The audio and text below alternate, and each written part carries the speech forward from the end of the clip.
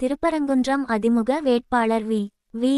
ராஜன் செல்லப்பா திருப்பரங்குன்றம் சட்டமன்ற தொகுதிக்கு உட்பட்ட நாகமலை புதுக்கோட்டை என்.ஜி.ஓ. காலனி கீழக்குயில்குடி கரடிப்பட்டி வடபலஞ்சி பல்கலை நகர் முத்துப்பட்டி உள்ளிட்ட பகுதிகளில் தீவிர வாக்கு சேகரிப்பில் ஈடுபட்டார். அதிமுக மற்றும் கூட்டணி கட்சியினர் வி.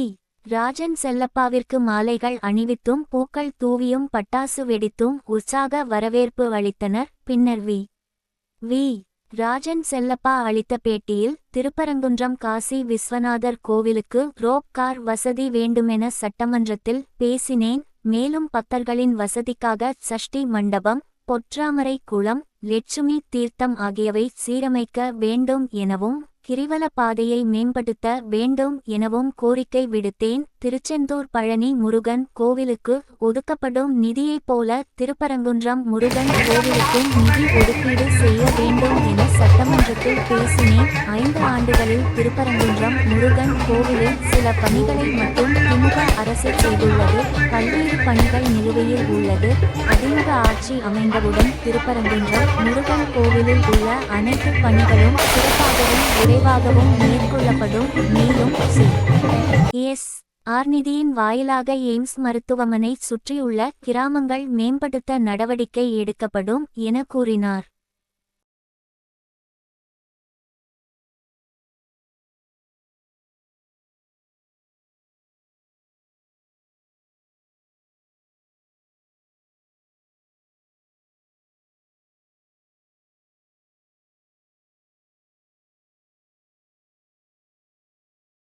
திமுக அரசு ஒரு பாதுகாப்பற்ற அரசாக, சட்டம் ஒழுங்கை சீர்குலைக்கிற அரசாக, போதைப் பொருள்களுக்கு பாதுகாப்பு கொடுக்கிற அரசாக, குற்றவாளிகளுக்கு பாதுகாப்பு அரசாக இருக்கிறது. இதை அப்புறப்படுத்துவதற்கு தான் நல்ல வாய்ப்பாக இன்றைக்கு 26 தேர்தல் உங்கள் மத்தியிலே வந்திருக்கிறது. இந்த பகுதி மக்களுக்கு நல்ல பல திட்டங்களை கொடுக்க அருமையான எடப்பாடியார் 4 வருஷம் ஆட்சியில் இருந்தார். நீங்க தினம் ஊடகத்தை பார்ப்பீங்க, தினம் பத்திரிகை பார்க்கக்கூடியவங்க நன்றாக நினைத்துப்பார்கள். ஒரே வருஷத்துல 11 மருத்துவக் கல்லூரியை கொடுத்தவர் அருமையான எடப்பாடியார் அவர்கள். யாருமே எதிர்பார்க்காத நேரத்தில் பொங்கல் பரிசாக 2500 கொடுத்தவர் அருமையான எடப்பாடியார் அவர்கள். அரசு பள்ளி மாணவர்களுக்கு 7.5 விழுக்காடை கொடுத்து ஆண்டுதோறும் 600 மருத்துவர்களை டாக்டர்களை உருவாக்கி கொடுத்தவர் நம்ம வீட்டு பிள்ளைங்க. இன்னைக்கு 600 டாக்டர் முடிச்சு வந்துட்டாங்க. 5 வருஷத்துக்கு முன்னாடி அவர் போட்ட சட்டத்தின் விளைவாக அரசு பள்ளி மாணவர்கள், நம்ம சாதாரண பள்ளி மாணவர்கள் இன்றைக்கு 600 பேர் முடிச்சு டாக்டர் பட்டத்துக்கு வந்துட்டாங்க. பல்வேறு திட்டங்கள், குடிமராமத்து திட்டம், இங்க இருக்கிற பல்கலைக்கழகத்துக்கு இருக்கிற பாலம் யார் போட்டது? அருமையான எடப்பாடியார் போட்டார். காலவாசல் அருகே இருந்து நம்ம ஊருக்கு நாவல்பட்டைக்கு வருகிறோமே, இந்த பாலம் யார் போட்டது? அருமையான எடப்பாடியார் போட்டது. அங்க வைகை கரையோர சாலை நம்ம பார்த்துக்கிட்டு இருக்கோம், 304 கோடிக்கு எடப்பாடியார் போட்டார். இங்க இருக்க வட்டாட்சியர் யாரு கட்டினா? எடப்பாடியார் கட்டினாரு. இங்க இருக்க விராட்டி வந்து வட்டாட்சியர் யாரு கட்டினது? எடப்பாடியார் கட்டினாரு. எல்லா திட்டங்களையும் அங்க இருக்கிற எம்ஜிஆர் போல வைகை கரையிலே கடற்கரை எம்ஜிஆர் பலம் சரி, அம்மா பலம் சரி, இங்க இருக்கிற எடப்பாடியார் கட்டி முடித்தது. பல்வேறு திட்டங்களை, உயர்மட்ட பாலங்களை கொடுத்தவர். 7.5 கிலோமீட்டருக்கு பறக்கும் பாலத்தை கொடுத்தவர் எடப்பாடியார். அப்படிப்பட்ட எடப்பாடியார் மீண்டும் ஆட்சிக்கு வந்தா தான் நம்ம பகுதிக்கு என்ன நன்மை கிடைக்கும், பல்வேறு நன்மை கிடைக்கும். பெண்களுக்கு பாதுகாப்பு கிடைக்கும். அந்த 4 வருஷத்துல எப்பயாவது கேள்விப்பட்டிருக்கீங்களா? இன்னைக்கு தினந்தோறும் பெண்களுக்கு, குழந்தைகளுக்கு, பள்ளி மாணவர்களுக்கு பாலியல் தொந்தரவு. அப்ப எந்த கேள்வி, எந்த பத்திரிகையில் அந்த மாதிரி செய்தியே வராது. இன்றைக்கு எல்லா ஊடகமும் அப்படிப்பட்ட செய்தியை சொல்லுங்க. அதுக்கு காரணம் என்ன? திமுகவிலே பல குற்றம் சாட்டப்பட்டவர்கள், குற்றவாளி சாட்டப்பட்டவர்கள் இன்றைக்கு முன்னணியிலே இருக்கிறார்கள். அவர்களுக்கு அடையாளம் கட்டுகிற முயற்சியை தான் இன்றைக்கு எல்லாம் ஈடுபட்டு இருக்கிறோம். ஆக உங்களை பொறுத்த வரைக்கும் இந்த பகுதிக்கு நன்மை செய்ய வேண்டும். அடிப்படை தேவைகள், குடிநீர் வசதி, சாலை வசதி, பாதாள சாக்கடை திட்டம். இப்ப மாநகராட்சி முழுவதும் பாதாள சாக்கடை திட்டம் வந்துருச்சு. நம்ம கிராம பகுதியிலும் முழுமையா வர வேண்டும். சில பகுதியில் இருக்கிறத வரை முழுமையா வரல.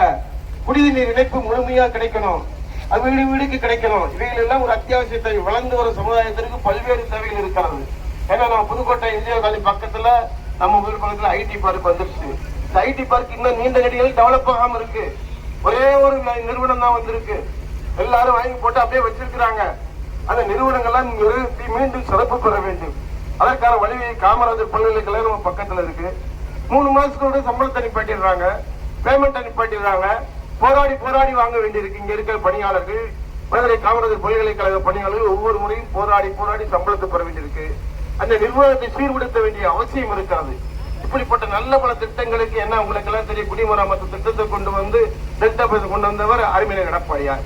அந்த ஆட்சியில நம்ம முடிஞ்ச வரைக்கும் ஆளுங்கட்சி இருக்கிறவதி, நான் மாநகராட்சி மேயரா இருந்தேன், நாடாளுமன்ற உறுப்பினரா இருந்தேன், வடக்கு சட்டமன்ற உறுப்பினர் நம்முடைய சொந்த தொகுதி என்கிற இந்த தொகுதியை நான் படித்த ஊர் என்றதால் அடித்தளம் படித்தோம், இங்க வாழ்ந்தோம், பக்கத்து கிராமத்து பூர்வீகத்தில் வந்த காரணத்தால திருப்பணம் தொகுதியில வர வேண்டும் என்றதுதான் வடக்குல இருந்து இங்க வந்தேன். வடக்கு தொகுதியை விட்டு நான் வரும்போது அந்த வடக்கு தொகுதியில போடப்படாத சாலைகளே இல்ல. அன்றைக்கு அங்கே குடிநீர் வசதி இல்லாமல் எந்த வீடுக்கு இணைப்பு கொடுக்காமல் இல்ல. தெருவுக்கு ஆர்வம் சிஸ்டம் போட்டுதான் நான் திருப்பணம் தொகுதிக்கு வந்தேன். ஆக அந்த வகையில திருப்பணம் தொகுதி மக்கள் எனக்கு மிகப்பெரிய வெற்றியினை கொடுத்தீர்கள். அந்த வெற்றியினை தொடர்ந்து கொடுத்தால் அடுத்த ஆளுநர் பொறுப்புல வருகிற போது இந்த பகுதி மக்களுக்கு தேவைகளை, ஏன்னா இந்த பகுதியில ஒரு அரிய படிப்பகம் வேணும்னு சொன்னாங்க, படிப்பகை கட்டிட வேணும்னு நம்ம கண்ணனவங்க மாடசாமி எல்லாம் கேட்டுக்கிட்டே இருந்தாங்க.